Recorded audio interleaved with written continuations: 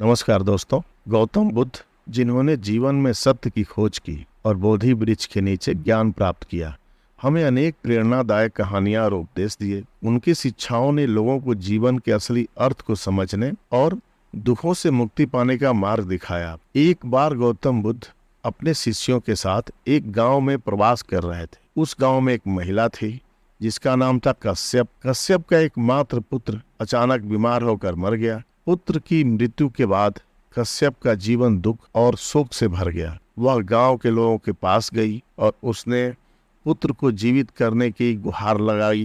गांव के लोग उसे गौतम बुद्ध के पास जाने की सलाह दी। कश्यप अपने मृत पुत्र को लेकर बुद्ध के पास गई और उसने निवेदन किया, भगवान कृपया मेरे पुत्र को जीवित कर दें, मैं इस दुख को सहन नहीं कर सकती।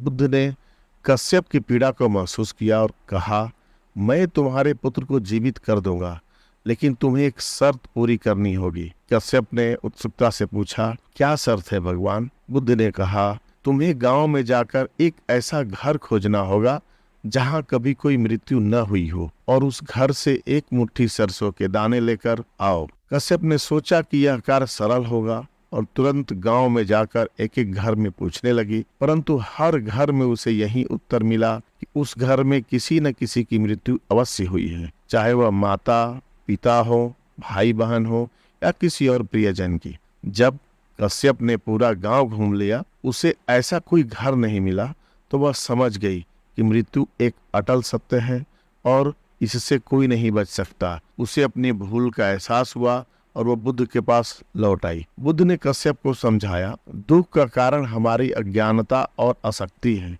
जब हम सत्य को समझ लेते हैं तो हमें दुखों से मुक्ति मिल सकती है। जीवन में हर चीज अस्थायी है और हमें इसे स्वीकारना चाहिए। इस कहानी से हमें यही सीख मिलती है कि दुख और मृत्यु जीवन के अभिन्न अंग है। हमें सत्य को स्वीकार करके अपने इच्छाओं और आसक्तियों को त्यागना चाहिए, तभी हमें सच्ची शांति और मुक्ति प्राप्त हो सकती है।